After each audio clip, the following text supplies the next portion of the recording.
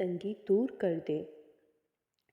تو اللہ پاک قرآن پاک میں فرماتا ہے، اللہ جس کا چاہتا ہے رزق فراخ کر دیتا ہے اور جس کا چاہتا ہے تنگ کر دیتا ہے، اور اس زمین میں تمہارے لیے بھی روزی کے سامان پیدا کیے ہیں، اور ان مخلوقات کے لیے بھی جنہیں تم رزق نہیں دیتے ہو، اور زمین پر چلنے والا کوئی جاندار ایسا نہیں جس کا رزق اللہ کے ذمہ کرم پر نہ ہو، اور وہ ہر ایک کے ٹھکانے اور سپرد کیے جانے کی جگہ کو جانتا ہے، اور سب کچھ ایک صاف بیان کرنے والی کتاب میں موجود ہے۔ اور ایک بات ہمیشہ یاد رکھنا، رزق کی ٹینشن نہیں لینی آپ نے، محنت کرنی ہے، لیکن ایسا بھی نہیں ہے کہ آپ بالکل ہی گھر بیٹھ جائیں، بلکہ محنت کرنی ہے اور سر پر سوار نہیں کر لینا۔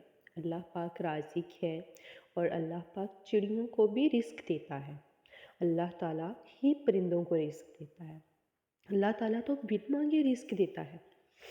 نان مسلم کو دیکھ لیں، وہ تو اللہ سے نہیں مانگ رہے ہیں، لیکن اللہ تعالیٰ انہیں بھی دے رہا ہے۔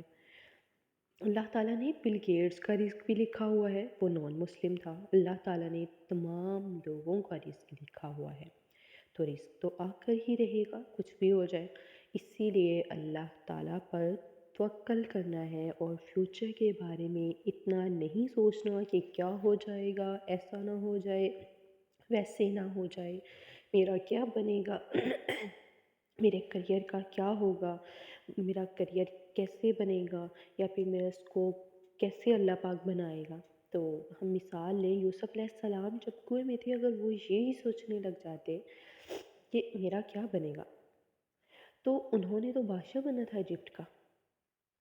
تو آپ کو نہیں پتا کہ حالات جو ہے وہ کیسے کیسے چینج ہوتے ہیں، تو اس لیے اللہ پر توکل کرنا ہے۔ اللہ پر توکل کرنا بڑا مشکل کام ہے، اسی لیے تو اس کا ثواب ہے، اسی لیے تو اللہ پاک نے ایسے لوگوں سے، اللہ پاک کو ایسے لوگوں سے محبت ہے، کیونکہ یہ بہت مشکل کام ہے، ہر بندہ نہیں کر سکتا۔ تو زیادہ تر لوگ جو ہے پینک ہو جاتے ہیں، خاص طور پر جب ان کے رزق کی بات آتی ہے۔ تو امید کرتی ہوں آپ کو میری آج کی ویڈیو اچھی لگی ہوگی، تو آپ نے اس ویڈیو کا یہی مقصد ہے اپنے اللہ تعالیٰ پر توکل کرنا ہے، ٹھیک ہے؟